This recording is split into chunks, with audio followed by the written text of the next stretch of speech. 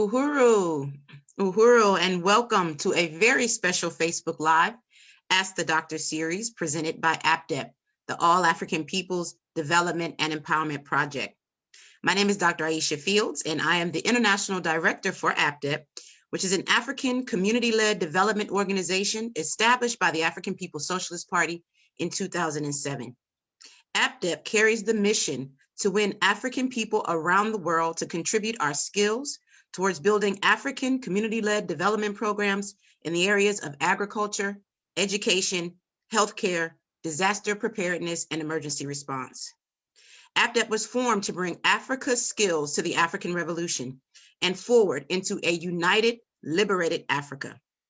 Guided by the theory of African internationalism, APDEP members recognize the unity of all African people.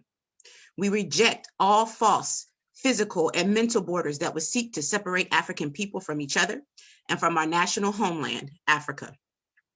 APDEP members recognize that our primary contradiction as a people is political. That contradiction is not racism or the ideas in the minds of white people. It isn't bad governance, and it's not a lack of education. It is colonialism. We understand that African people, no matter where we are located, exist as a colonized or dominated people. This means that every aspect of our lives, our politics, economics, health, and mental health are all controlled by a foreign and alien state power. APDEP was created by the African People's Socialist Party as our vehicle through which Africans with specialized skills can stop simply selling them to the highest imperialist bidder and instead bring them back home and into the process that will free our people from the abusive colonial relationship that has been imposed on us for 600 years. Over the years, APDEP has built a variety of dual power programs that not only help to improve our immediate material conditions as a people, but that give us a growing, independent capacity to meet our own needs as we work to negate the role that the colonial state plays in our lives. We have built rainwater harvesting systems, trained hundreds of community health workers, built infant and maternal health centers, a variety of youth and adult educational programs, a vocational school, nursery schools, community farms, garden collectives, and more. Today, we will discuss APDEP's goal of building our capacity to develop mental health programs by calling on skilled Africans in the field of mental health and wellness to return their skills and help us to develop programs that will build our capacity to provide support for African people worldwide, using the theory of African internationalism, which understands that the problem is not us as individuals, but the system of oppression that is colonialism. Today's webinar is the 12th in our monthly series, Ask the Doctors, where we are excited for the opportunity to hear and learn from licensed eligible psychologist and author, Dr. Ngozi Truth Krushan, as we discuss the collective pain and mourning we as Africans continue to experience and what we must do to get organized to solve these problems. We are also joined by Michelle Odom, APDEP member and producer of the Ask the Doctor series, who also leads the development of our mental health programs. Today's webinar is titled From Collective Mourning to Organized Resistance. If you haven't already submitted your questions for our panel, please do so in the comments section below, or you can email us at info@developmentforafrica.org. As a reminder, our Ask the Doctor series is a fundraiser that supports our Project Black Ankh telehealth program. We want to raise $300 towards the work of this program, which is APDEP's self-determining global healthcare response to the coronavirus, offering free COVID-19 related healthcare advice to the African community worldwide. However, you can also support APDEP by joining.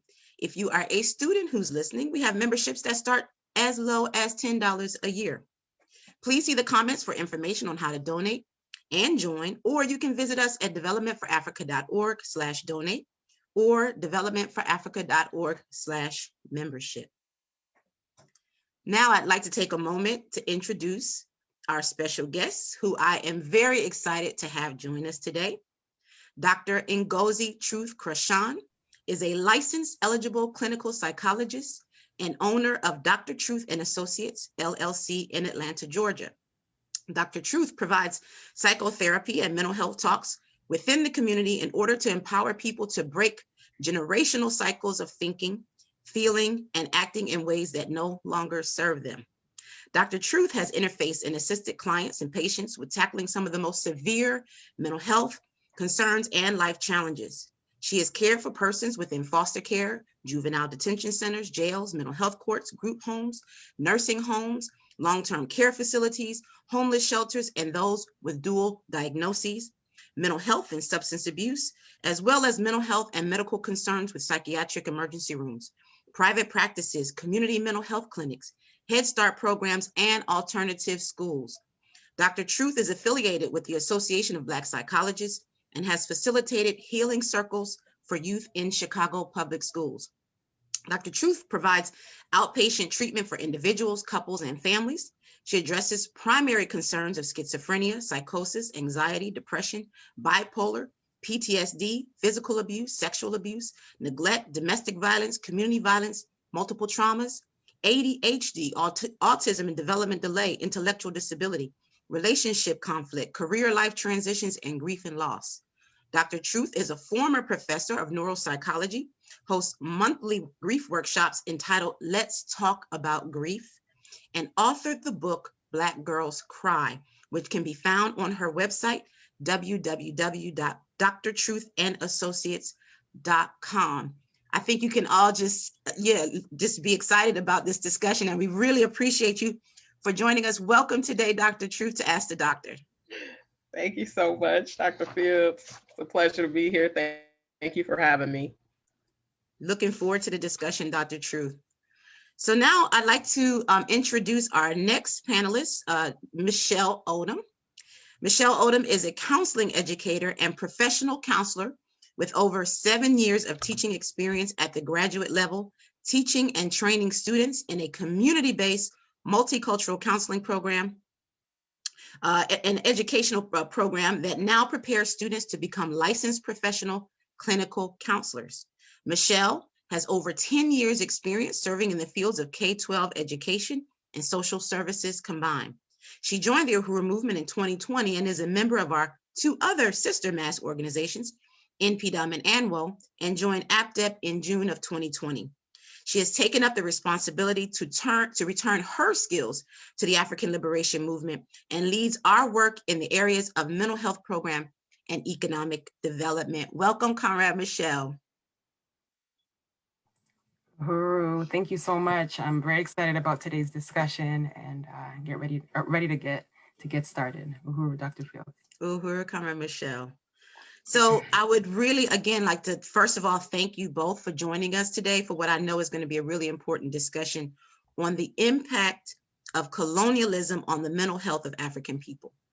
And with the ongoing murders of our African men, women, and children, the overwhelming death we have faced due to COVID, and just the overall struggle in general of being a colonized people, we thought that it was important to touch on the collective grief that African people are experiencing right now. We know that the recent murders in this period of escalating attacks on African people, while we're still facing the devastating effects of the COVID-19 pandemic, we know that they're all symptoms of the colonial virus as defined by Chairman Omali Yeshitela. And in this first section, I want us to take some time to highlight the serious nature of this colonial condition that African people experience, which threatens the mental health and survival of our people. So I want to start with the question that I want to pose to Dr. Truth. In your field of psychology and mental health, what are you noticing in this particular period in the communities that you're serving? How are African people feeling? You know, how are we managing our emotional and psychological health during this time? How are we mourning? Thank you for the question. So some of us African people, Black people in diaspora, are not doing well. Some are stressed, depressed, hopeless, isolated, sick, grieving, dying, worn out, fed up, financially strapped, experiencing personal and communal economic crises, sick and tired of being sick and tired, tired of racism, colonialism.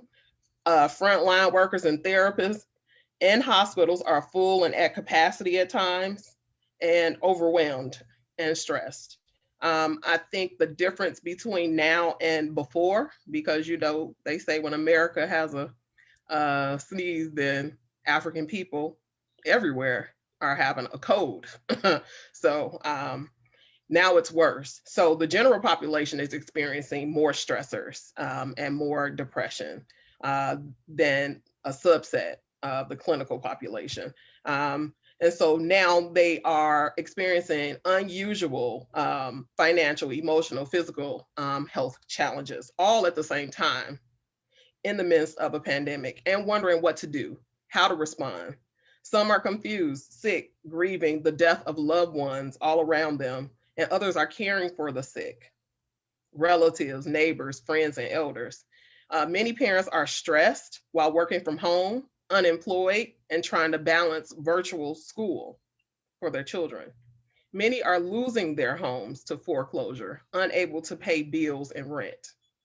Everything is changing around us very quickly, and we are experiencing a major shift in our world. This is a global pandemic. So I just want to pause just for a few seconds to honor those who have passed away, who have died among us, passed on, or have been killed.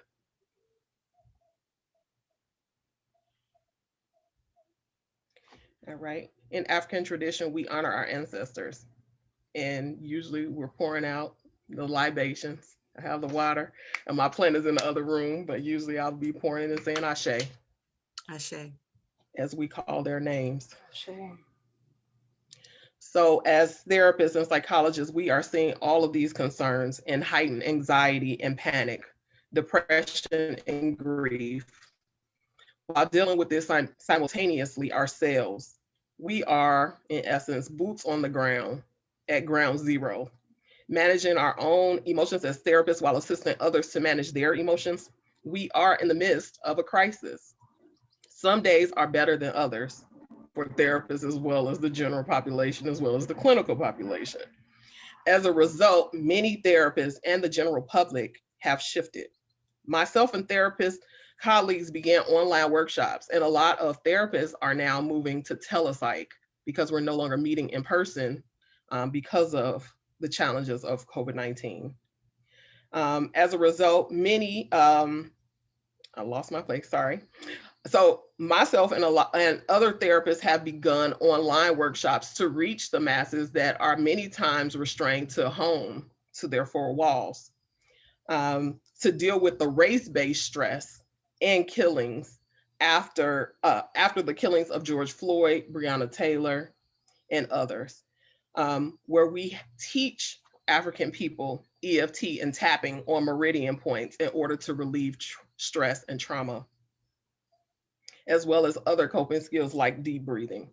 Therapists and the general public, as well as traditional clients, are now checking in with themselves on a daily basis, asking questions like, what is it that I need today? How and what coping strategies can I utilize? What can I incorporate into my morning routine and my night routine to help ground me and to lessen my anxiety? Many African and Black people, men, women, and children have also been seeking therapy more readily than previous to the pandemic. And many others have returned or practiced their spiritual practices on a daily basis, maybe twice daily or 4 times daily, and grounding. And many have begun to retrace their history, their family history, as well as their African history, and begun to research healing modalities, as well as knowledge of self and African history. To answer your other questions, we have been mourning via Zoom, sharing photos of loved ones, protesting, marching, singing, cooking, gathering, talking to each other, venting. We have been seeking therapy, attending grief camps, grief support groups, crying, wailing, candlelight vigils, wearing t-shirts to honor our loved ones, releasing balloons, journaling, reading, watching documentaries, educating ourselves about our African and Black history, And there's nothing new about public Black killings or lynchings.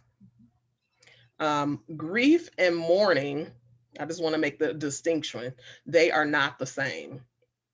Grief is the constellation of internal thoughts and feelings that we have when someone we love dies. Think of grief as the container. It holds all of our thoughts and feelings and images of your experience when you are bereaved. In other words, grief is the internal meaning given to the experience of loss. But you all asked me about mourning. Mourning is when you take the grief that you have inside and express it outside of yourself. Another way of defining mourning is grief gone public, or the outward expression of grief. Talking about the person who died, crying, expressing your thoughts and feelings through art or music, and celebrating special anniversary dates that held meaning for the person who died. These are just a few examples of mourning. Over time, and with the support of others, to mourn is to heal. After someone you love dies, some friends may encourage you to keep your grief to yourself. If you were to take this message to heart, the disastrous result would be that all of your thoughts and feelings would stay neatly bottled up inside of you. We know that doesn't happen. A catalyst for healing, however, can only be created when you develop the courage to mourn publicly in the presence of understanding, compassionate people who will not judge you. That's called a safe place. At times, of course, you will grieve alone. It's both individual experience as well as a public experience. But expressing your grief outside of yourself is necessary if you are to slowly and gently move forward in your grief journey. Many African peoples and native cultures created vessels, usually baskets, pots, or bowls, that symbolically contain their grief. We may call those keepsakes, or little boxes that we keep pictures and things in. They will put these vessels away for periods of time, only to bring them out on a regular basis to help themselves mourn. Another way to think about what these cultures were instinctively doing was dosing themselves with their grief. Grief must be embraced little by little, in small bits with breaks in between. This dosing, like dosages, helps you survive what would, if absorbed in its totality all at once, would probably kill you. So it's too much to absorb all at once. So we have to do it bit by bit, piece by piece. And when you don't honor a death, loss, by acknowledging it, first to yourself and then to those around you, the grief will accumulate. Then the denied losses come flowing out, all sorts of potential ways. For example, in deep depression, that may be lying in bed, unable to eat, eating too much, not eating enough, unable to sleep, sleeping too much. All of those symptoms of depression. Unable to function at work, at school, in relationships. Physical illness, difficulty in relationships, and addictive behaviors. These all compound the pain of your loss. Wow, that was incredible, Dr. Truth. I really appreciate you taking the time to walk us through that. I really appreciate your making the distinction between grief and mourning. And I think it's an important distinction to make for this conversation. And, I want to toss it to Michelle, but I wanted to ask you, Michelle, if you could say a little bit about our collective mourning, especially in light of, mourning and grief, let's say grief and mourning, especially in light of this, this pandemic that we're embroiled in, the fact that African people are, I think I saw a statistic, 1 in 3 of us in the United States, at least, has had a loved one die from COVID. This is while we're publicly viewing the lynching, the legal lynching of African people, like with absolute impunity. It's affecting all of us. We have our individual losses that we're taking, and then we have these collective losses that we're taking. And these collective losses, I think, also help us to reinforce the fact that at any moment we could be taking another individual loss. So I just want you to, maybe build on what Dr. Truth just laid out for us and give us your take on our experience of collective grief and mourning right now. Yeah, that was a very powerful response. I'm always learning, and so I'm just really appreciative and just really trying to be present with what you shared, Dr. Truth. And I wanted to also just acknowledge the importance to pause. So I want to just even appreciate that moment to pause, because right now, whoever's listening, even us on this Zoom right now, this is what collective mourning and looks like. And so we have to really call it what it is, and because it's our birthright as African people to be able to have these spaces. And I appreciate you, Dr. Phillips, for raising the question around what's happening recently, especially during the pandemic, but then also understanding through the theory of African internationalism and the term that was coined by Chairman, the colonial virus, that what's happening to us now is no different than what's been happening to us, for hundreds of years. And because we're colonized people, right? And so as African people, understanding that our experience, one, we are not free, right? And because we are not free, the system requires us to experience all of this pain and all of this terror and genocide in all of its forms. And so what Dr. Truth laid out, I feel, is very essential in being able to name how we are experiencing colonialism from a perspective of grief and mourning, because colonialism hits us from all angles. And I just want to talk a little bit more about what is coming to mind for me and things that we've shared throughout ABDEP's development of the mental health programs, and just understanding that when you're colonized and when you don't have power, every single aspect of our life is affected, and it's not in our control. And so Dr. Truth laid out even just losing jobs, losing homes, losing loved ones. All of these things are not in our control. And it's really important for us to be able to call out and call into question these colonial conditions within this social system that require African people to experience all of these types of mental illness or unwellness or grief and pain, endless pain. And because as African internationalists, and I'm really grateful for the theory, because the theory has allowed me to understand who the enemy is, really. And we understand that what we're experiencing right now is colonialism, and we have to take control over this narrative around mental health and mental illness. And, we have to first do this by, and I might talk more about this later on too, but just calling out the illegitimacy of the slave master, right? To create all these conditions that completely disrupt and fracture every aspects of our lives, and then say that we are, something's wrong with us as individuals or as a people. And this is really becoming more part of the conversation now as we see these mass killings and again all the other aspects and ways we're being affected by African people. We're understanding, one, that our pain is collective, and that our pain is shared. And when we see George Floyd, Breonna Taylor, Daunte Wright, Ma'Khia Bryant, we all feel that pain. And you had shared, Dr. Fields, even just in looking and listening to media and some of the families saying, like, he was ours, she was ours, like, these are our babies, these are our brothers, our sisters, our fathers, our mothers.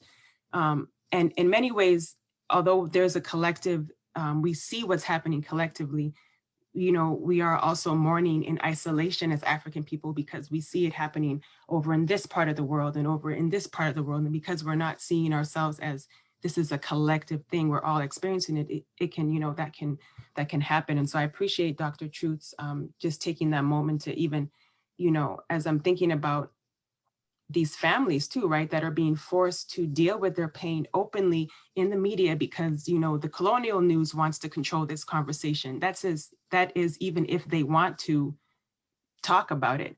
And so we are forced to just be out and to, deal with our pain in this, very superficial and then also very exploitative and also very real way.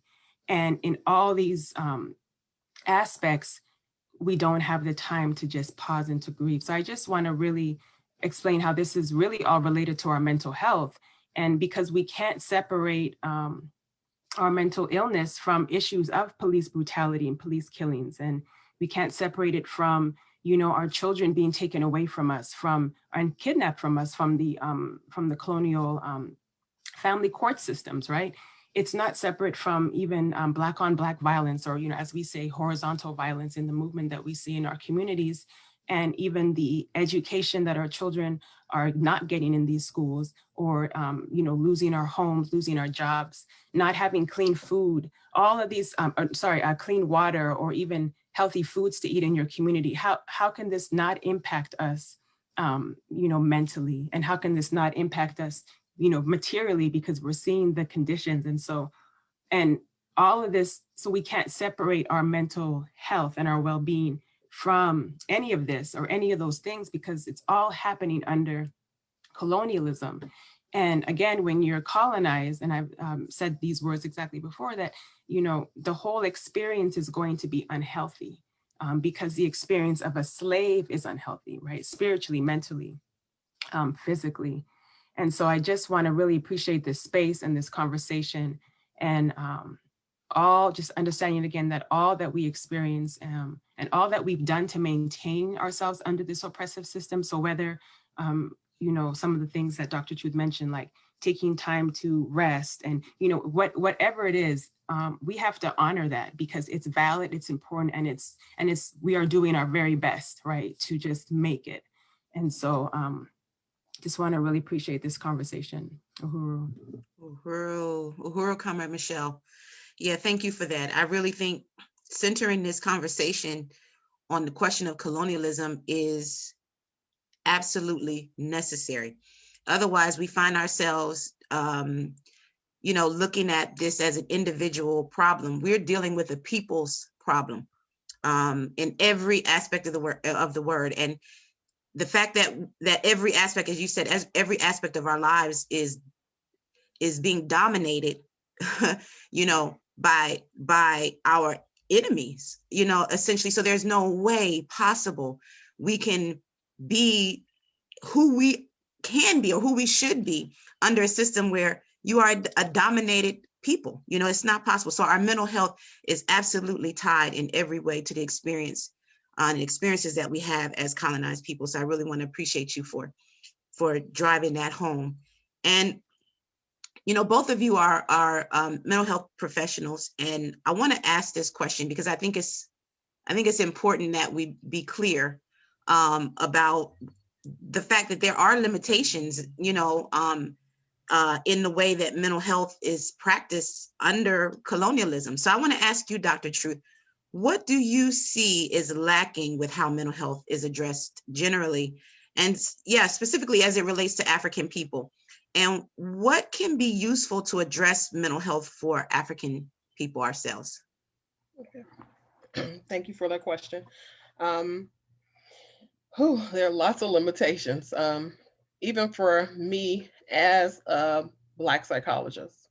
I'm affiliated with the Association of Black Psychologists, but that is where I gain most of my training in healing practices and spiritual and cultural practices with my clients.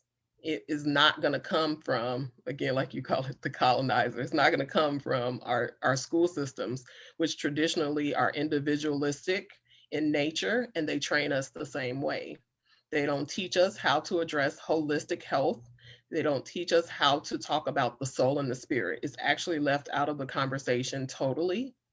And so that is a key component for every human, but especially for African people, to get back, because spiritual and our cultural values and practices and traditions help us become our whole self. So when I talk about grounding, we talk about baseline in therapy. And when I talk about baseline, when I talk about grounding, how do we bring ourselves back down, or how do we bring ourselves back up? If we're depressed, how do we rebalance? And if we are up in anger, how do we come back down to neutralize that, and to become our full whole self again? And sometimes breathing is not enough. When we have mass murders and killings, and when we're dealing with racism, colonialism, and any other ism, um, I can keep going. So again, what we cannot fall under the same structure as them. That's called assimilation. And some people do subscribe to assimilation, but for the peoples that do not, then we have to go under a different system, and we change the narrative. So again, in slavery, it was 4 ways to break a slave. One was to hate everything Black or African, and to love and say that everything white was superior, right? And so how do we change that narrative? That's why I hone in on knowing yourself. That means knowing who you are, kings and queens, even in the midst of being bombarded with that false narrative every day in the media, that we're only killing each other and that, all these negative things. We defy stereotypes every day, every single day. We are a resilient people. We should have died way back in slavery if we were not. It was a reason why they chose to enslave us, because we are hardworking people. And we work 2 and 3 and 18 jobs and a business and run the household and, and. So that's just one. So the individualistic perspective takes us off and does not allow us to do the work that we need to do. We need to do collective healing, which happens in healing spaces such as emotional emancipation circles, or healing circles. Also, I would say some of the practices that we need. We usually focus only on the problems and not on the solutions. And we are a solution focused people. So we make, what did they say? We make $1 out of 15 cents. We've been doing that for years. How does grandma go in the kitchen and turn one little batch of greens to feed the whole community, right? So we've been faced with multiple traumas almost all of our existence, and as an African people, and we will continue to defy odds and become resilient. And so some of the solutions that I just want to address now are some of the resources. And so it's okay to feel your feelings. It's okay to acknowledge your pain. So there are books like Black Pain. There are also books and movements about Black joy. So I don't want us to always think that everything about Black people is rooted in pain and struggle, because it's not. There was a history of African people even before slavery and before any killings and things like that. But yes, that is a part of our history. Also, practicing gratitude, right? When we're waking up, refocusing our attention to what we do have, not what we don't. And we look at death and dying very differently. We make meaning of death and dying and sickness and poverty and pain. And we turn that again into a positive. And so what does it mean when our ancestors become ancestors and leave and go to another life? They become our spirit guides.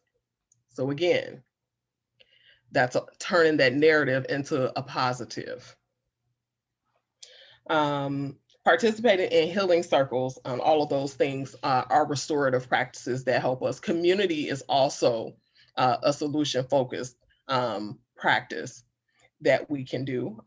Finding outlets to release, such as dancing, boxing, venting, exercising, stretching, connecting with organizations such as ABDEP and other organizations that are affiliated with movements and causes that you are interested in, like the Association of Black Psychologists, like ABDEP, or any other community gardens and things of that nature that help to address issues of freedom, justice, jobs, entrepreneurship,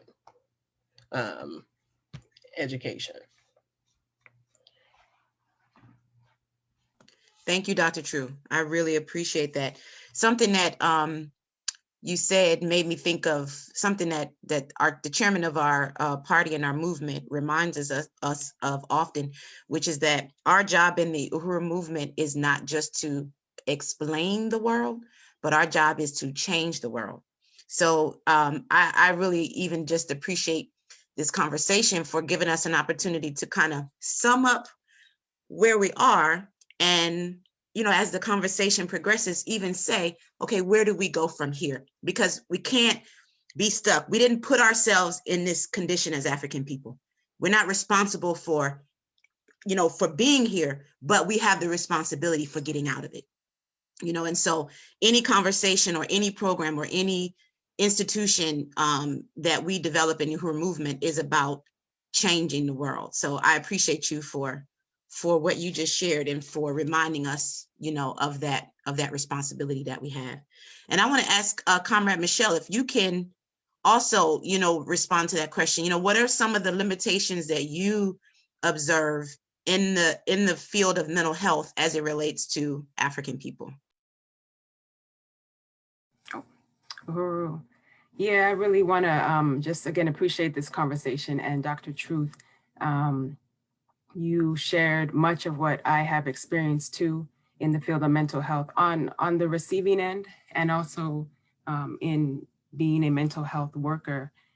And so, yeah, I mean, one thing that I think I'm sitting with are three things that I want to just maybe expand upon. And what I've learned in the movement is, one, I'll talk about theory, right? And so one of the books that we're reading in the mental health committee for ABDEP, and I invite anybody who has the ability to purchase this book, The Wretched of the Earth by Frantz Fanon, has been very essential in developing this work and this understanding of what it means to be colonized. And Frantz Fanon was a psychologist, right? And so colonized, to be able to know and to see what it's like to treat colonized people through this theory that understands that we are colonized is essential. And one of the things that Frantz Fanon says is that the only way for us to be free is to essentially kill the colonizer. And these are things that I would never have heard, right, in these colonial schools where we learn about mental health, because this is not mainstream, right? And at the same time, grateful for what I have learned, because one thing I did learn in my practice in mental health, and one thing we see are these, like Dr. Truth mentioned, these cultural practices, right, that are our birthright, that are ways in which we have always known how to solve our problems regarding everything that we are confronted with as African people, like healing circles, like even just like you said, practicing gratitude and focusing on the positive, because we know, again, how to solve these problems, and we are not a self-defeated people. In the system, it looks different, but who we are. So I really want to just make that clear, that these are not just, it is okay for us to continue to have those conversations, because it's important for us to be well as individuals. And so those are maybe some of the positive things that I can pull out of the mental health practices, how they are now. However, and I want to read a quote, and then I might go back to Fanon, but a quote from Huey P. Newton. And in the Burning Spear, which is the newspaper from the African People's Socialist Party, has been around since the 70s, I believe, and you could correct me on the date, but that is our living, breathing history. in the Burning Spear. And one of the articles is talking about the way forward, and it talks about cultural nationalism versus African internationalism. And Huey P. Newton says, quote, "We have to realize our Black heritage in order to give us strength to move on and to progress. But as far as returning to old African culture, it's unnecessary and it's not advantageous in many respects. We believe that culture itself will not liberate us. We're going to need some stronger stuff," end quote. And we know the culture, and we're good at that. And we have many organizations, many trainings. Many of us are skilled in this. And many of us didn't even get these skills and these trainings by going to school. These are just things that we have naturally as African people, knowing how to heal, how to, we had somebody talk about, they were a forager. They know how to go through the forest and just look at food and know what is edible, you know. So these are things that are learned and things that are in us already. And the article continues to talk about how, you know, culture, again, is something that, you know, human beings like develop, right, in order for us to produce life and to reproduce life. And I'll just read a few more quotes from the article. It says, "Culture emerges to serve a particular need at a particular time. People often confuse culture with revolutionary transformation, and they're not the same." And I think that's really essential because at this particular time, our culture, you know, like I said, we know what we have it, but we're going to need some stronger stuff, right? And one more quote from this article, it says, it talks about cultural nationalists, or, you know, any, you know, in those groups and organizations feel that it is essential to relate to all the customs and traditions of Africa for our national liberation. To them, sometimes going back is a step forward. But as opposed to African internationalism, which has taught that the first step is for our national liberation is to fight the struggle against colonialism. And for the capture of power, it says, state power by a united Africa and African people under the leadership of the African working class. And so I just wanted to share that because the part even about a united Africa, one thing that I appreciate about the theory and about the movement is that I dropped the Afro-Caribbean, Afro this, I'm African. And that really, like for my mental health, that did something for me. It truly did. It really, I was no longer confused or no longer had to say it any other kind of way. And I think if we as Africans all over the world understand, as Chairman says, we were Africans when we got on the boat, and we were when we were forced on the boat, and we were Africans when we were forced off the boat, right? And so how did that change? And we know how it's changed because of colonialism. And, you know, we then take on these ideas from the colonizer, you know, based on the national identity of where we are placed. And then from there, culture produces, right? And so from there, but based on the culture of this area and this part of the world, we have our own cultural practices. And in many ways, they're all the same or very similar, but our identity has been fractured. And so I really believe that the shift from cultural, you know, our cultural practices, taking those into revolutionary theory is essential. One thing we talked about yesterday in the Uhuru Health Fair panel was about self-care even, right? And I really even just appreciated that conversation and that question because it had me think about a few things that I might just repeat briefly around self-care is that, you know, we live in a capitalist society. And so any chance capitalism can capitalize on something, it will. And if it's self-care, it'll capitalize on self-care in the sense that we, you know, we're very individualistic, taking care of only me, and, you know, then everything will change around me. And this is what we're saying is it's important that we take care of ourselves and that we even understand how we are impacted individually. Because if I don't know that I have a problem or a trigger in this place, I'm going to act out on my community. I'm going to act out on those close to me. And so understanding, and Dr. Truth, you know, we talked about this too, and I appreciate your feedback on this around the awareness, right, that we need to have as individuals. But then, you know, we shared about the collective, the collective piece. And I was reflecting on self-care in regards to like just eating well and, you know, making sure that I can go on a jog and go for a run. And I'm looking at these shoes that I wear, and I'm looking at this food that I'm eating, and knowing that who is picking, who is planting, and cultivating all of this food that I'm eating so I can feel good.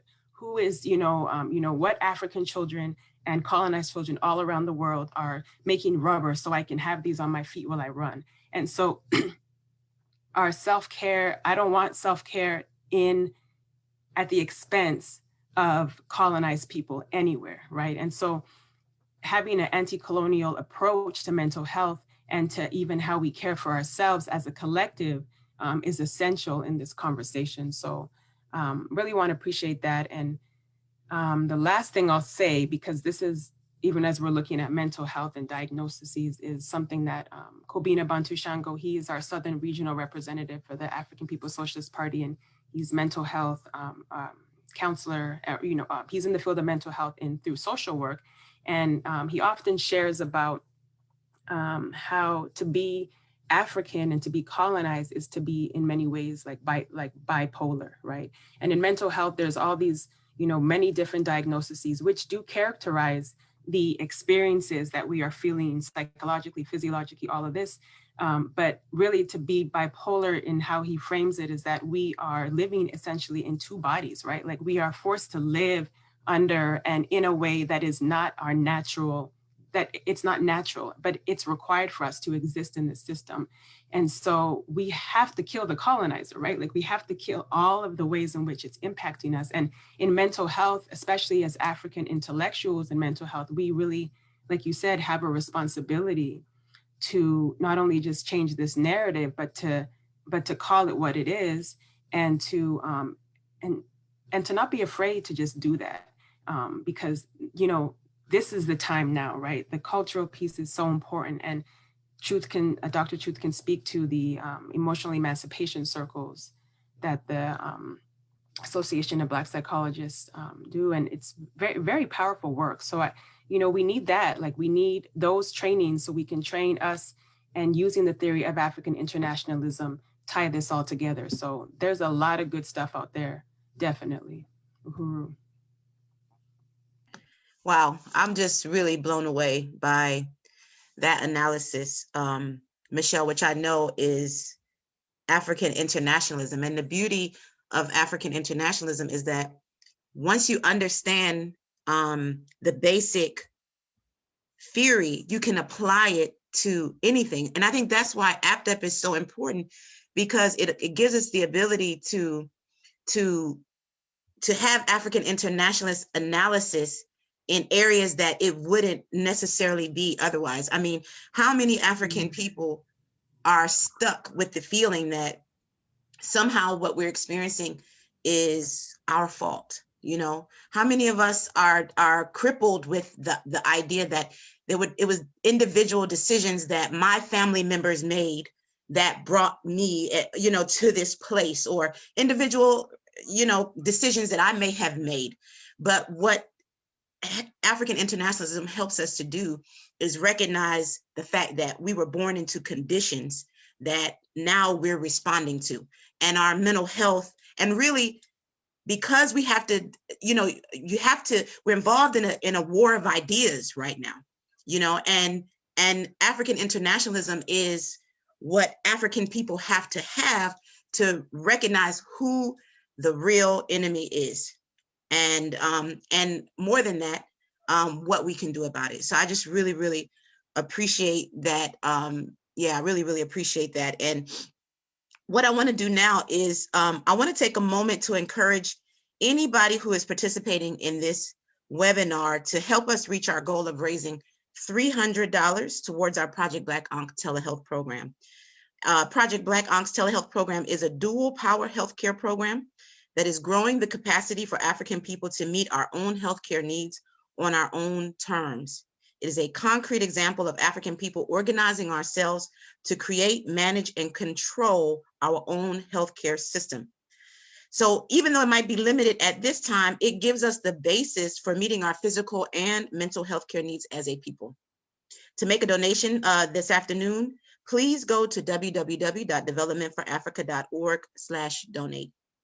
Any amount, big or small, will help us to continue to build the incredibly important African healthcare institution that is our telehealth program. I want to also let you know that there's another way you can support this effort and help us to reach our goal this afternoon, and that is by joining the All African Peoples Development and Empowerment Project.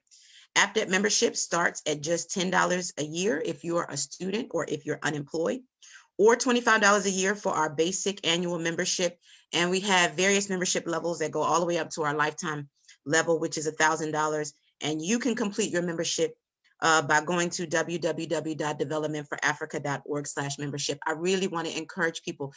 This is an organization that you should be a part of. If you have interests, skills, or desire to be a part of programs that address the mental health, the overall health, if you want to see African people be able to feed ourselves, to be able to educate our children and our people, this is the organization that you should be a part of. Again, you can join by going to developmentforafrica.org/membership and donate.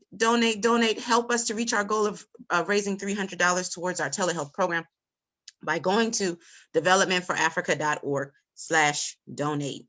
So now what I'd like to do is we're going to be opening it up too soon for questions. So I want to, I know that we got a couple questions already. I want to encourage you, if you have a question for our panel, please put it in the comment section on the live, or if you prefer, you can email us at info@developmentforafrica.org. And we're going to get very shortly to our Q&A section. So hold on with us. We want to, though, switch gears quickly, because what we want to do now is we want to shift the discussion from the issue of collective mourning to organized resistance. And as we do that, I think it's really important that we continue to deepen this question around revolutionary theory and organization. And we've been talking about African internationalism. And just to say that African internationalism is the revolutionary theory of practice that was developed by Omali Yeshitela, who is the chairman of the African People's Socialist Party and the leader of the Uhuru movement. And African internationalism helps us to make sense of the world. It helps us to understand the development of this foul colonial capitalist social system and what Africans must do to overturn it. The theory of African internationalism allows us to clearly understand and acknowledge the impact of colonialism on our daily lives, including on our mental and emotional health. It helps us to sum up the impact that colonial violence has on our people, and it helps to move us from a place of hopelessness and grief to active collective resistance. As the revolutionary theory of the African working class, African internationalism informs us that African resistance must be organized resistance if we are to win, and we must win. Before we dive into this next part of the discussion with our guests, I want to play a clip from Chairman Omali Yeshitela, who during his weekly Wednesday address to the African nation reminds us that we must fight back. We will play only a short clip of this video, just the first almost 5 minutes. So if our technician can help us go ahead and bring us to the chairman's clip, we will fight back.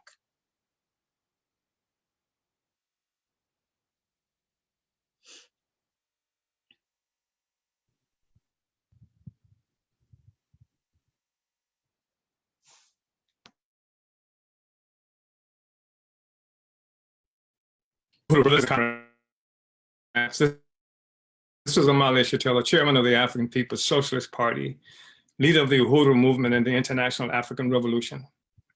I want to welcome. It's an important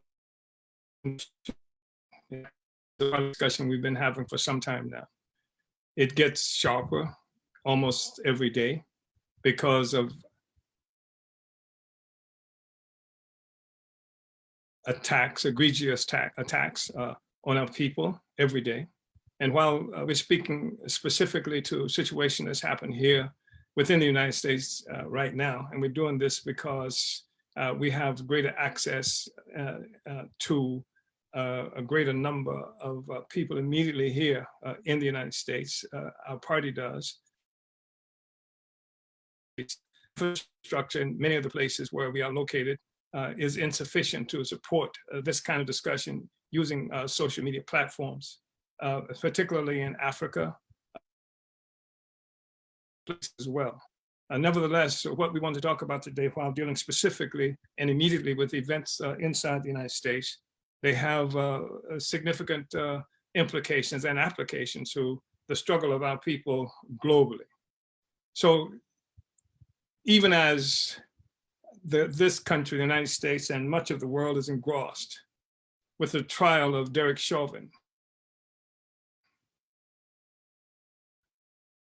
who on 2000, in a very grotesque and public way, murdered George Floyd by choking him to death, on his neck for almost 10 minutes. Even as this is occurring, and our people and the peoples of the world have had to see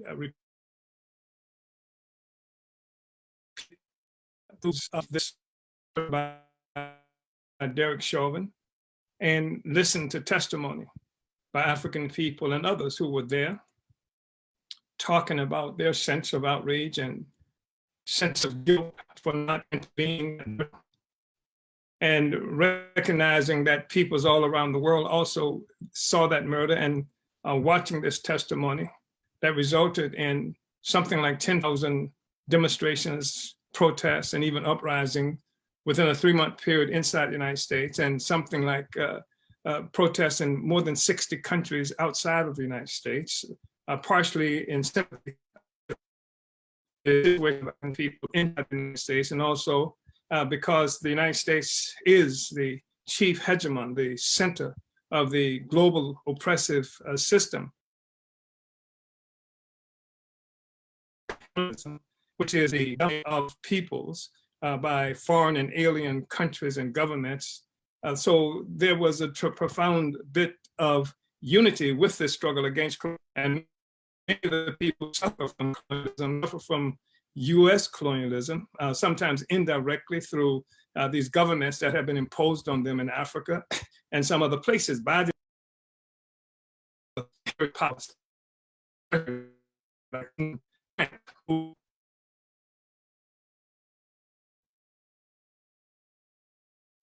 Right now, leading forces in Europe in terms of dominating our people. So the things that we are talking about, while they speak specifically to the case of George Floyd, to the struggles that's happening in the United States, and they have implications for our struggles and the struggles of oppressed people globally.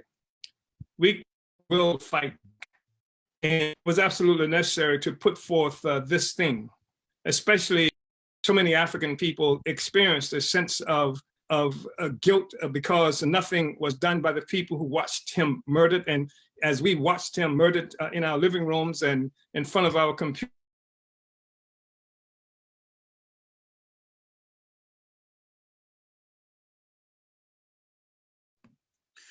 Uhuru comrades, I really want to be self-critical for the technical difficulty we're having with that video of the chairman. We do want to be able to show it. We're going to try to show it from the beginning again. We think it's important for the next section of our discussion. So bear with us, and we're going to attempt to replay the chairman's video. Uhuru.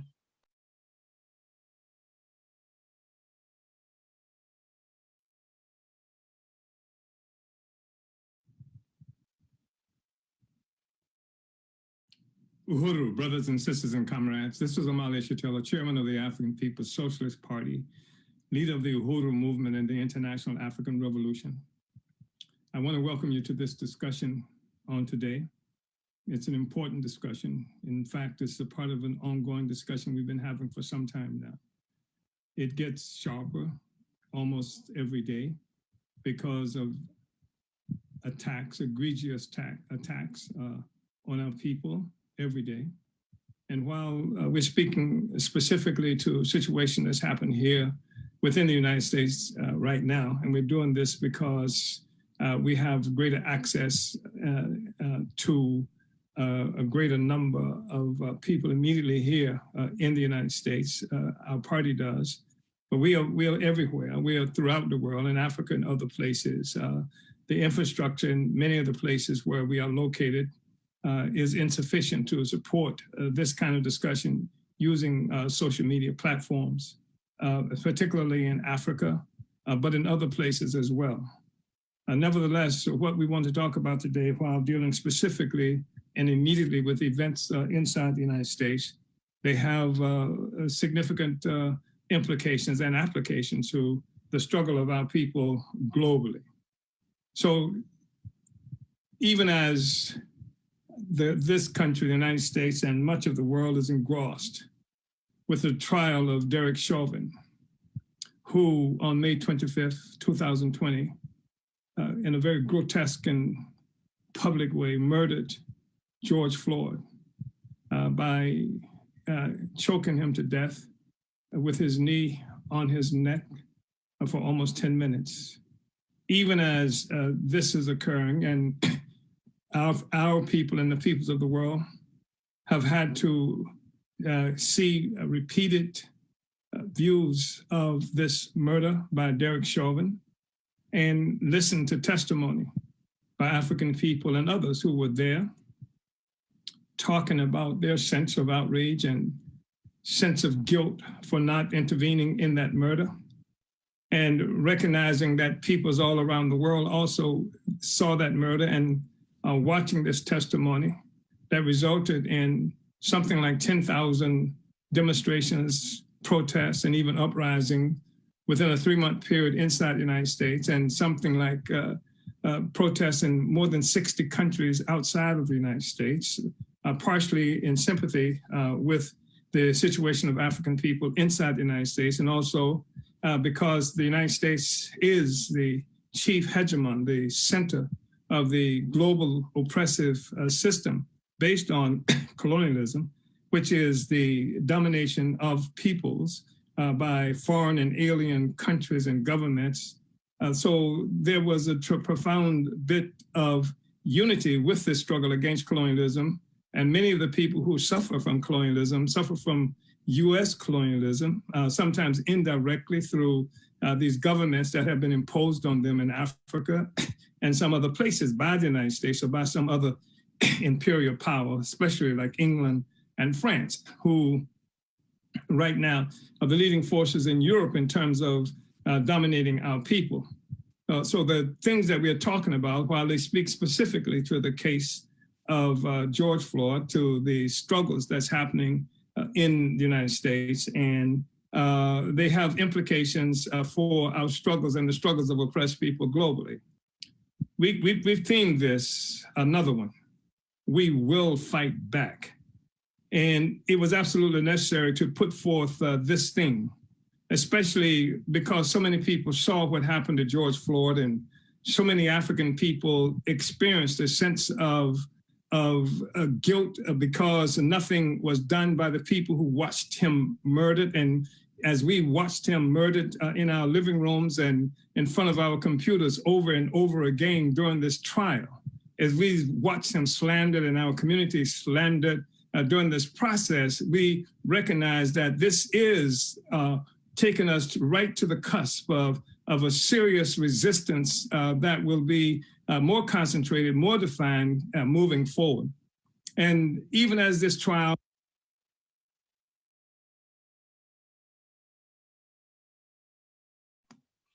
Uhuru. So thank you, so much for technician for helping us to restart that video.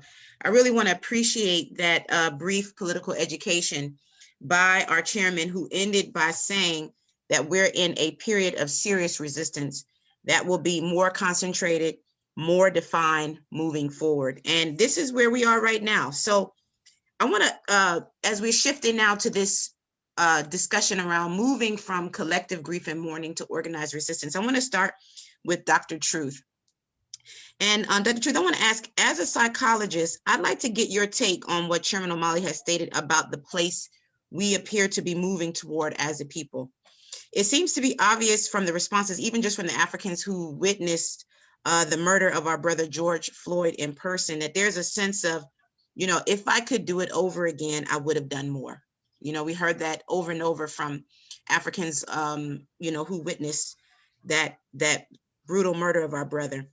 And the mental and emotional anguish that many of our people experience, the feelings of impotence, that state violence and the witnessing of this violence that this violence imposes on us may be waning. From a psychological point of view, how do you see this phenomenon? Right. Thank you for that question. So that's a deep question. I don't know how much time you all have, but I'm just going to touch on a portion of that question. Okay, and I think that we talked about this kind of pre this discussion about learned helplessness and how I encourage my clients and family and friends not to watch the news, not to watch public lynchings and public killings of Black bodies, because it teaches us powerlessness, and we have power. And so when you say, if I could do it over again, I would have done more. Again, we're living in a system. And that's why much of the movements, and I know that you all are following the Marcus Garvey movement, but even Malcolm X and Reverend Dr. Martin Luther King Jr. also had movements all towards the same goal, but different methods. And so many of the people were young. They didn't have the attachments and the things that you can take away living in the system that we live in. So they weren't working. They couldn't threaten their jobs, their homes, and things of that nature. And so it's one thing to say, let's, fight the power, but you got to go to work on Monday and you need the transportation to get there. And so if they stop the bus, the buses from getting you to work, then you can no longer pay your bills. And so how do we collectively fight and resist? And in which areas do we fight and resist, revolt, because the revolution would not be televised. But how do we do that? I felt some sort of guilt as well, because we were also in the midst of a pandemic. And so, of course, I wanted to go protest. Of course I did. But I'm still working with my clients on therapy. And so how do we support the movement? Is that financial, or are we actually on those front lines, actually doing the work? And so there are various ways that we can fight the power for, if that's what we want to say, but we need to do it on all fronts. It's not just one. Thank you for that, Dr. Truth. And Michelle, how do you see that? I mean, how do you see that? I mean, Chairman says we're on the cusp, from what he can see, of a period when Africans are not really going to be just guided by the fear of colonial violence. We've seen these African fully grown men. One man looked like he could have been my dad's age or maybe even older, crying. And yes, he was crying because of what happened to our brother, but he was also crying because it appeared that he felt that he wished he could have done more. He should have done more, and so how do you see that? I mean, are we moving away from being guided by the fear of colonial violence and into this new era of organized resistance? Yeah, I want to just appreciate again, Dr. Truth, I want to appreciate this question, Chairman's analysis, and Dr. Truth, what you shared, even just about like what we learned, like learned helplessness, right? And just, I really appreciate that, because that's essentially what you were just describing, Dr. Fields, this feeling of like, again, not having the power to control our lives and the outcomes of our lives or our community. And so, yeah, and I'm just sitting with, even watching it from the screen, and just everything that I see when I'm driving and I see a cop, somebody's pulled over, like just this feeling of like, man, I want to just go over there and just, like I'd be slowing down and watch, but it's all these ways in which if we don't have the capacity to be able to you know, to overturn these contradictions, then, you know, then we're stuck. And I think, to answer your question, Dr. Fields, we are in a place where I want to say that the fear is when it's collective fear, but a collective like anger and resistance, I feel like it's shedding, or we are coming to light and we're seeing this, you know, in a different way. And to really appreciate the Uhuru movement for the work that is already on the grounds and in place in terms of even Black community control of the police. I wanted to read, if I can, quickly, because I was looking at the, and this ties in with what you were saying, Dr. Truth, about telling your clients, don't watch the news. And you know what? Yeah, because this colonial news is not going to give us the analysis. It's not telling us the truth. We already know it. And I want to appreciate the Burning Spear. And this newspaper is still in print. And you know, many folks in the movement sell the spear as part of our political work. And when you open it up, you'll see it'll talk about, you know, the party itself, but there's on page 10 of every spear, there's something that says what we want, what we believe. And this is the party's 14-point platform. And I just want to read point 13, because, you know, if this is our news, then this is how we need to be addressing this conversation. So point 13 says that we want an end to US colonial domination of African people within the US. We believe that the primary struggle of African people within the US during this period is to throw off the US alien colonial domination, which is responsible for virtually every hardship imposed on Black people by this government that is identified as a Black problem, right? So all these Black problems that we see on the news, you know, we understand they come from the domination, you know, from US colonial domination. And it says here, we see that our problems with education, right, our problems with education from our inability to control our own schools, and, you know, it talks about that. It also says our problems with housing and food and clothing.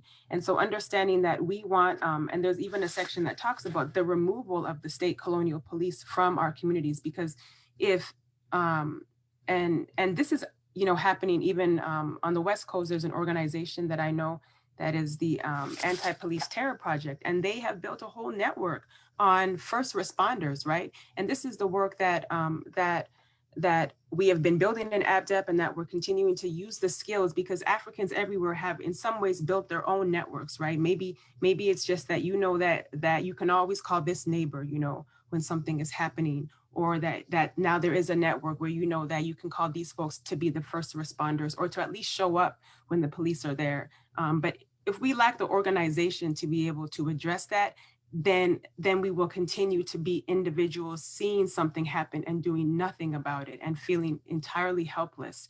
And so I want to really just put this call out too to organizations that are already doing this work, organizations that are, you know, uniting with the theory of African internationalism, because I feel like that is, it's essential to this work, to, you know, join the movement or join this anti-colonial movement to build our own capacity to control our communities and to control the outcomes of our lives, and to, and to really be able to, one, you know, control the community, like I said, but also control the narrative. And by digesting the Burning Spear, literally reading the Burning Spear. And when something happens in our community, using the spear as an outlet, because anybody can be a writer, you know, like you can submit, you know, so what you are experiencing, the African nation is experiencing, and the Burning Spear is a place where we can share our stories and share our living history, which is the truth. So this is time for us to write our history and to build our capacity. Uhuru. Uhuru Michelle, thank you so much for that. Now, this is the last kind of question before we open it up for the questions. And I want to encourage people to continue to write your questions. I promise you within the next few minutes, we're going to get to questions that have come in from our viewers. And I want to direct this still first to Dr. Truth. I want to ask Dr. Truth if you have any suggestions, if you have any practical advice for an African who might be listening right now, who is still in the place of mourning or grief. Maybe they're reeling from the many individual and collective losses we've been taking as a people. that have only been exacerbated by the constant reminders that under colonial domination, our lives and the lives of our family and our loved ones could be taken at any moment. They might be participating in this webinar and they're asking, what now? You know, what do I do to move from this place of grief so that I can best participate in the resistance that we need as a people? Do you have any practical advice or suggestions for how people can move forward from their grief and mourning? Yes, I have 35, but I'm gonna try to tailor it. Okay, so if you are dealing with grief and mourning and loss at this time, I would say, one, find a safe space for you so that you can begin to mourn and grieve in a safe space.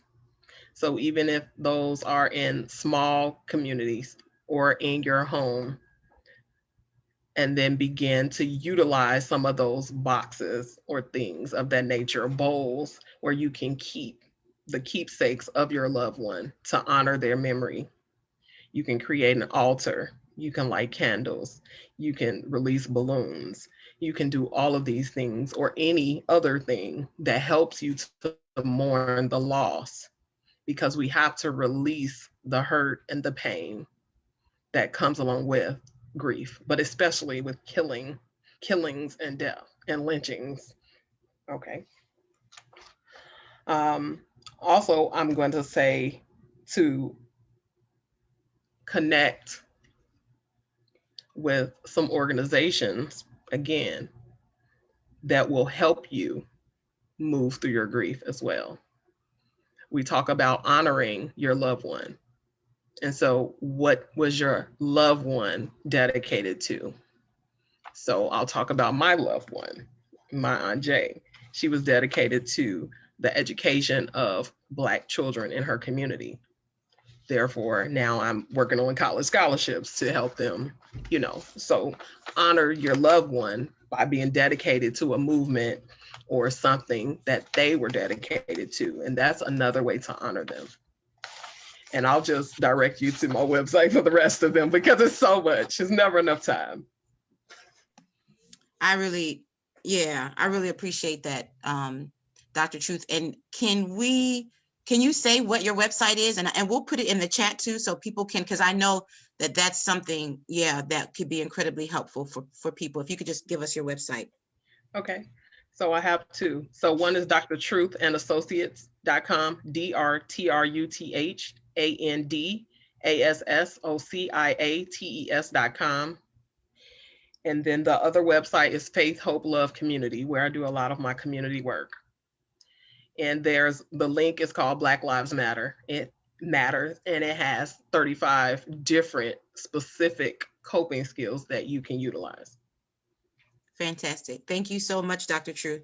Mm-hmm. Michelle, before we open it up, I want to ask you if you could, tell us a little bit about what APDEP is doing concretely to improve the mental and emotional well-being of our people, and how are we helping to make the shift from this collective mourning to organized resistance that the chairman talked about? Mm-hmm. Well, I'll be brief, but we might expand on it later. But part of it is what we're doing right now, just talking about the problem, talking about mental health, having highly profound and African intellectuals and professionals like Dr. Truth here in this space to be able to have these conversations and to offer our skills. ABDEP is about returning our skills with the understanding that our skills don't belong to us. And so, I'm just I'm taking notes from what I'm learning from Dr. Truth right now. So for me, like this having this space is important. And so just the Ask the Doctor series itself and ABDEP is part of that work. And in regards to the mental health, part of the work that we're doing in the plan of action that is laying out the goals for the short-term and the long-term goals of ABDEP. Currently, we have a mental health committee. So just anybody who is interested in building this mental health work, and you don't have to have any experience or past experience in mental health, because as we've said, everything that's impacting us, is impacting our mental health. So if you have skills in exercise, and in wellness, or if you know how to make a nice flyer, or if you know how to, use a website, like any of those skills we want to use, because we want to continue to get the word out with our programs. ABDEP's committee has also begun training the committee members on mental health first aid, so that we can have awareness about mental health crises, know how to build our own, understanding of what's happening and our own capacities to be able to respond to the community and to raise awareness around signs and symptoms. And we will be launching in May our resistance circle, which will happen on the very last Friday of the month. And it will be virtual, and we will be able to talk about these specific issues and topics in length, but using the theory and using a space to, again, to support and to grieve, and to be angry and whatever else we need as African people, and also to get wellness tips and have folks come in and share. So again, building, part of the work that we're doing is happening right now, and it's continuing to call folks in to volunteer, even if it's 1 or 2 hours, a week or a day or a month that you can do for this work. The other work that we have is tied into Project Black Ankh, because Project Black Ankh is our emergency response and disaster preparedness program. And our goal is to be able to have mental health professionals to be trained to also be first responders under Project Black Ankh. So wherever we are, we can be able to address the mental and emotional piece. But the goal is to help folks be in the best position to fight back. So we understand that our mental health programs are not going to free us. They're not going to ultimately free us from this system, but they will put us in the best position that we need to be as individuals, as part of a collective, so that we can fight back against the system. So I just want to share that piece, that we are doing things different because of the theory, which I feel has really guided the work. And at the same time, all the skills that we have as African people need to be in this work. So, uhuru. Uhuru, thank you for that. And I really want to call on any African who may be, hearing this live or viewing it, later once it's no longer live, to really consider becoming a part of this process. We want Africans to organize our skills. I mean, we don't lack in skills. We don't lack in desire to solve the problem. Oftentimes what's missing is organization, and organization is the key. So really want to call on African people to be a part of this process. And I want to go ahead and go to some of the questions that we have here on Facebook. The first question is from Dr. Monica Hinton, and I want to say uhuru to Dr. Hinton. She was Dr. Hinton, one of our guests on a former Ask the Doctor, another brilliant mental health professional, and really want to appreciate her for tuning in. And Dr. Hinton asks, can you speak about the anger that comes along with grief? And I think I want to kick that to Dr. Truth. Could you speak about the anger that comes along with grief? Thank you, Dr. Hinton, and thank you, Dr. Fields. All right, so anger is a part of the process of that comes along with grief, one of the various emotions. You go through a slew of emotions, and it's not a specific order that you go through the stages of grief. Anger is justified in a lot of different situations. When I was going through my majority white doctorate program, one of my professors, who was African, stated that you would be, and I don't use this word, crazy not to be angry in a system that basically combats everything that you are. Everything that I am was challenged. And so why wouldn't we be angry when our Black men, Black boys, Black girls, Black women are being killed, publicly lynched or killed, or, so anger is justified. But there's also something that comes under anger. We can't stay there. Like Dr. Fields just talked about, we have to organize. And so how do we channel that anger into productive empowerment and skills, so we are, again, caring for our families, reestablishing our place in our families and our communities, okay? So if we're talking about child slavery, and we talk about the separation of the family, then how do we get back in our places? How do we become the husbands, the wives, and the children that we were meant to be? How do we restore that? Because it's about restoration of our happy, healthy, whole self again, and that comes, so America likes to divide things, and African people like to bring them together.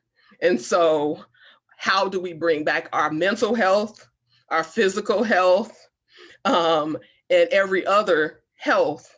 You know, how do we bring our relationships? And it's 5 pillars and areas that we need to nurture ourselves. One is physical, emotional, cognitive, social, and spiritual. We have to have all those to be healthy. And so how do we begin to address those? And that's what happens in therapy one-on-one. That's what happens in family therapy. That's also what happens in our community healing circles. We begin to talk about the fragmented pieces, the fragmented identity that Michelle talked about. We start talking about the identity that is, I forgot the word that she used, but our divided identity, where we're African people, but we live in America. That's cognitive dissonance, right? And so how do we continue to move forward and or work in these organizations that do not have our best interests at heart? I continue to leave jobs because I can't do it. It's something in my spirit that does not sit right. So how do we become whole? And a lot of that work happens at the grassroots level. Again, in our community work, how do we do the things that fulfill us? This right here fulfills me. This is where I know that I'm meant to be. This is part of my purpose. This is my purpose, freeing African people, breaking generational cycles, getting us back to being who we are and not having to apologize for who we are, using our voice. Why do we always get blamed for speaking up or screaming when we are hurting? The victim should not be blamed.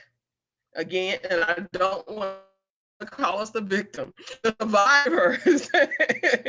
Again, that we bear some of the responsibility, like Dr. Fields shared, but we don't ever, a lot of times in the US, we have yet to receive reparations. We have yet to receive an acknowledgement of guilt. We have yet to receive an acknowledgement of racism or colonialism. And so we continue to look at the victim and the person that's laying, and the people that are laying on the ground or being degraded or humiliated and talked about, and the black sheep, as you call it in a family, but we don't talk about what's the hand that's on us.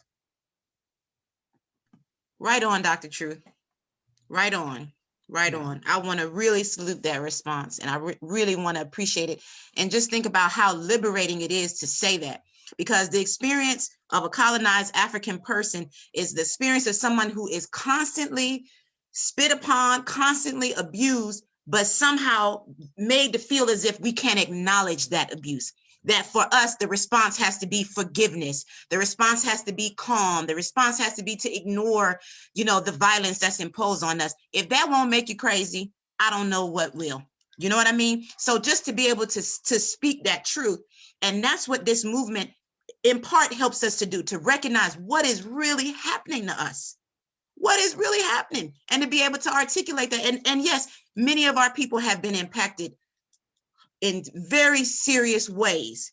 But what this mental health work has to be about is putting us in the best mental and emotional state possible to be able to fight back. That's what it's about.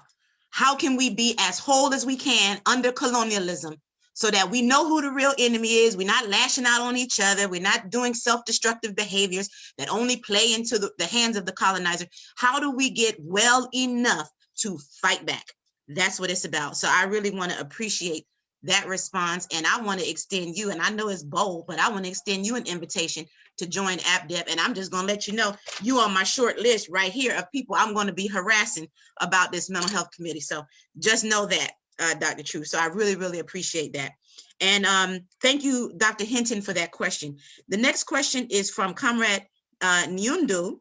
And he asked, can there ever be mental health as a slave? What is sane or mentally healthy behavior if it is not centered around the culture of resistance against the system of slavery? Comrade Michelle, can you speak to that? I think he answered the question that he asked, but if you could respond to that, Comrade Michelle. Yeah, let me take in that question again, because yeah, you did answer the question in the sense that how can we be sane in I mean, the only way to be sane is to resist, really. And through our resistance is how we, fight back against this idea that we are supposed to be something else. So I think even just understanding that there are mental health problems, and your health is constantly jeopardized and at risk and deteriorating as a slave, right? As an enslaved person. And so, one thing I will say that maybe this question can even touch on just class, and even how in many ways I've seen even in my own family, some of the ways in which just going along, or maybe just trying to be the best that we can be so that everything in the system can accept us. And so we don't have any problems on the job. So we don't have to, if I don't talk back to this person, then at least, so trying to be nice or anything that we can do to please, the colonizer or the slave master may seem like, wow, these folks have it all together. Things, things are looking, but no, like, I mean, to have to repress the anger does something to you as well, right? And so either we release it and we catch hell for it, right? Or we keep it in and we be the best, happy slave that we can be, and we have a slow death, right? And so it's like, choose your poison, and also, one is choosing life, and there's at risk if we're not organized, right? And so I just want to really appreciate that question around mental health and resistance. Uhuru, Comrade Michelle. I want to thank Comrade Fofi for her $25 donation. So Uhuru, Comrade Fofi, be like Fofi and donate to our Black Ankh telehealth program. You can donate again by going to developmentforafrica.org/donate. Or if Cash App is your thing, you could do $AppDep, AAPDEP. So, we want to encourage you to continue to help us to make these independent African healthcare systems develop, and in particular our international COVID-19 telehealth program, which very soon is going to be transitioning to open up beyond COVID. So we're really excited about the new developments in our telehealth program. So again, be like Fofi and donate to the AppDep telehealth program. The next question is from Comrade Michael Parker, who is a member of the AppDep Mental Health Programs Committee. So we want to salute Comrade Mike. And he asked, how are wellness circles beneficial, especially compared to one-on-one discussions with a therapist? Should they both be used together or as separate entities? Could you take that on, Dr. Truth? Sure. So thank you for the question. And how are wellness circles beneficial, and should they be taken on with individual therapy as well? Yeah. How do they compare to one-on-one, and could they be helpful in combination or separately? So yes, we know that in individual therapy, we can talk more in depth about the person's problems, more specifically, but the wellness circles kind of give that shared, some shared emotions, shared experiences type of feel where you don't feel alone. Because a lot of times people feel alone in their grief, in their loss, in their depression, in their anxieties. We have several types of groups, but when we're talking about healing circles, a lot of things may come up, but a lot are dealing with trauma and or problem conflict resolutions. Because like Michelle talked about, that horizontal violence, because usually we take our anger out on the ones closest to us, right? So domestic violence, child abuse, community violence. And so how do we begin to heal and or address our anger, address our hurt? Because under anger, and that was going to be one of my questions, and I just answered the question. Under anger, we have hurt and pain, but that's vulnerable. So a lot of males, especially Black African men, it's not acceptable in our colonial society to express anger or to express hurt and vulnerability. One, because if you're vulnerable, then you can be attacked. And so it comes out in anger, and a lot of times in a loud voice or things like that. But underneath that anger is hurt and pain. Black men and African men are the #1 threat to a white man. And so that's why it continues to be that, again, back and forth, public lynchings and things like that, because we were the first people, right? And so when we restore ourselves back to our greatness, then some people have to watch out.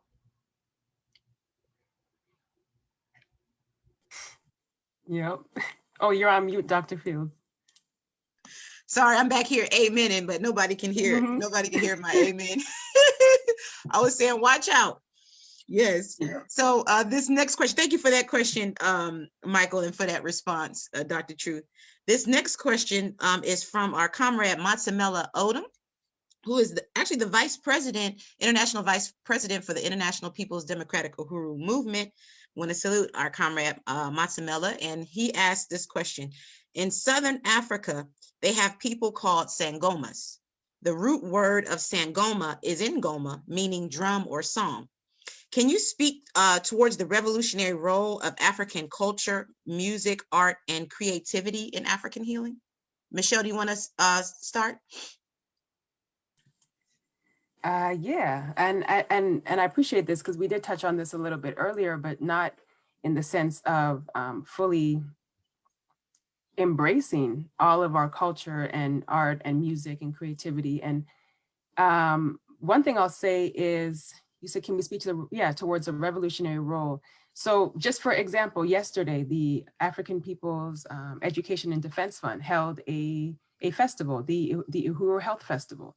And the entire festival is filled with art, music, culture, all of our creative works as African people.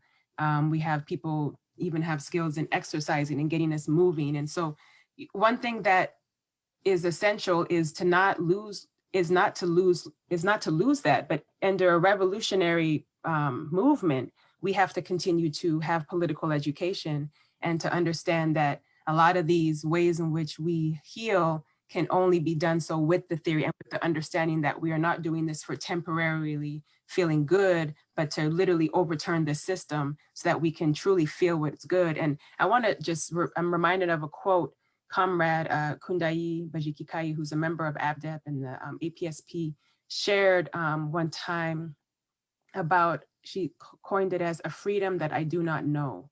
And so she shared, just imagine like how much we laugh now or how much we enjoy music and art and our culture in these ways. But when we are free, like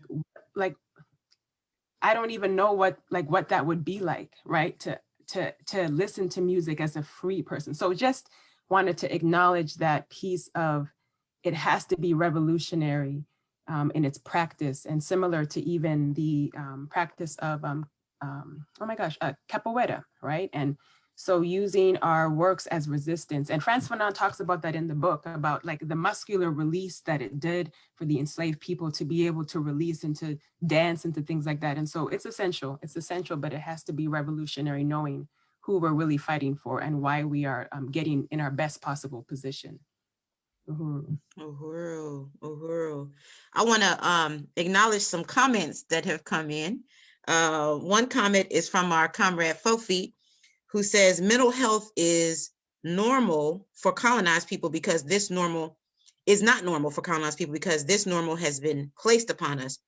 We agonize finding our normal. But she says, in spite of that, we are winning, and I have to unite with that, because if we can acknowledge that and understand that and develop the capacity for us to address that, then we are winning. So thank you for that comment, Comrade Fofi. We have another comment from the deputy chair of the African People's Socialist Party, the woman who has her fingerprints, her handprints on every aspect of this movement, who's responsible for leading more than 50 economic institutions of dual and contending power of our movement, Comrade Deputy Chair Ona Zanaya Shatella, who reminds us that colonialism is the foreign domination of a nation or people at the social, political, and economic expense of the dominated nation or people. So I appreciate the deputy chair for making that comment, because I know when I joined the movement, that language wasn't something that I was familiar with, colonialism. And I think that every time we have an opportunity to speak, that we have to be defining what colonialism is for our people, because that is the contradiction that we're confronted with. And we have all these other distractions, racism. I know my mama taught me, it don't matter what somebody say about you, is what they can do to you. And that's the difference between racism and colonialism. What somebody thinks about you is what they think about you. The fact that they have the power to move on those ideas and impose some form of violence on you, that's colonialism. That's the problem. And Chairman also reminds us that when you get some power for yourself, those who don't like you in their brain learn to love you with their actions. So what we're up against is a very real colonial domination of African people. So I really want to thank DC Ona for that comment. Dr. Hinton has asked, when are the mental health committee meetings? See, Dr. Hinton didn't know that her name was right next to Dr. Truce, again, on my short list of those to harass. So now I can scratch her name off because she's harassed. She's invited me to harass her. So Michelle, can you say something about when our mental health programs are? And there might be others like Dr. Hinton who are listening, who want to be a part of this work. If you could just say something about how people can plug in. Uhuru. I appreciate you, Dr. Hinton. Currently, we meet twice a month on a Saturday, first and third Saturdays right now. That continues to shift as as our committee grows, but right now that seems to be a good time that we've been meeting. And yeah, we just continue to build all the areas of work that we feel are necessary for the mental health work, in regards to the curriculum that we want to build for first responders, or like a mental health first aid, to our healing circles, where we continue to need, for a lack of a better word, guest speakers, or other folks to come facilitate or to provide information or to help build the work. So really, I would say, so answered your question regarding when, but in terms of who, anything that any mental health professional is doing right now in your line of work that you're getting paid for, think about volunteering those skills or those ideas to this work as well, so we can build it in the AppDev Mental Health Committee too. And because, yeah, so really, I've just been taking all the skills that I've learned throughout all my years of training and just pouring it back into this work. So this is nothing new. So yeah, thank you, Dr. Hinton. I hope to, yeah. Uhuru. Thanks, Dr. Hinton, and thank you, Michelle, for that response. This is the last comment, and then we're going to go ahead and move to close us on out. This is a comment from Comrade Matsamela to Dr. Truth. He says, you going to join AppDep or not? And then he had the nerve to put ha ha ha after it. But I'm not laughing. You don't have to answer that just yet, Dr. Truth, unless it's a yes. Anyway, you're on the list anyway, so don't worry. We will be on you right after this live stream with application in hand. So don't worry, Matsamela. We're gonna recruit Dr. Truth for sure. So the time is winding down now, and we're gonna need to close out our question and answer section. But before we just close out altogether, I want to ask Dr. Truth and Comrade Michelle if there are any final things that you want to share with us before we close out. Can we start with you, Dr. Truth, please? Sure. Remember grief and mourning and the difference. We need both the internal expression of grief, and we need the outward expression of our mourning. It is a collective experience, and do what you need to do to release. If that means joining grief support groups, joining with individual mental health counseling with an African psychologist, therapist, or joining the healing circles in addition to that, then do what you need to do. Also, join organizations that are supporting the mission to move our people forward and reminding you of who you are and helping you utilize your power. Uhuru. Thank you, Dr. Truth, for those comments. And Michelle, if you have anything that you want to share before we close out. I just want to really appreciate this conversation. I feel very fulfilled with the discussion, the contributions made by Dr. Truth and by our listeners, and all of the informed work that I've learned with the theory. One thing I'm just reminded of is like our mental health is no different than just our physical health, right? The same way we go to a doctor to get an assessment about, you know, how we're doing and how our body is healing, we need to tend to that in the mental health as well. And so as we mourn and deal with the pain as individuals, we check in. It's important to just check in on that. And then again, through organized resistance, pulling all of our best selves together. So really just want to salute and appreciate this conversation. And yeah, we are winning. We are winning. We are winning. We are winning. And Yeah. I want to thank Chairman Omali Yeshitela and Deputy Chairwoman Onazine Yeshitela for a $25 donation. Thank you so much for that donation. And we have another $30 donation from an anonymous source. So thank you so much for that donation. We really appreciate it. You can continue to donate to the programs of the All African Peoples Development and Empowerment Project, and specifically to our COVID-19 telehealth program, again, which is expanding beyond COVID-19 in the coming months. So we're really excited about what's there.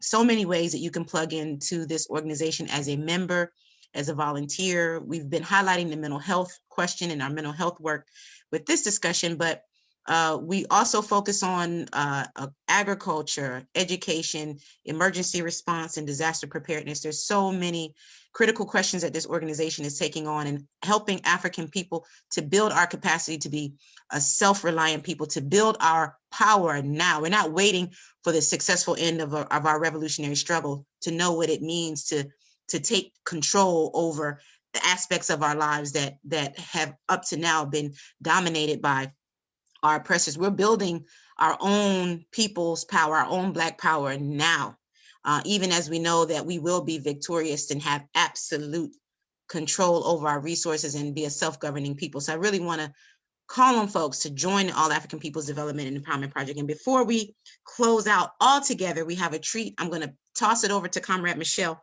who is going to let us know how we're going to close out today. So thank you, everybody. Uhuru, Michelle. Uhuru, thank you. Freedom in our lifetime. So I just, again, want to appreciate today's discussion. And I know that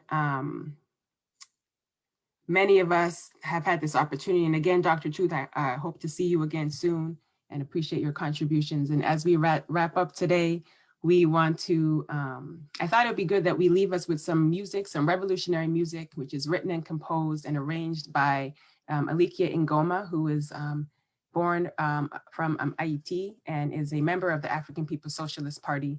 So this is an original song of the African People's Socialist Party. It was created under the leadership of our chairman of the movement, Chairman Omali Yeshitela, and with the lyrics was given political direction also provided by the Secretary General of the African Socialist International, which is Louise Kinshasa.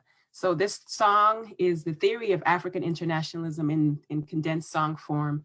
It upholds the red, black, and green flag. It upholds Marcus Garvey and our single African identity. It uplifts Haiti and their revolution and their leaders such as Jean-Jacques Dessalines, also Fannie Lou Hamer, and it uplifts Malcolm X, for example. This song reminds us that we're winning. And this is a demo version of the African Nation Fight song that I'm gonna play for you all now, and it has the lyrics. It's in video format, so you'll see the lyrics and you can dance and sing along. But Uhuru, and we are winning.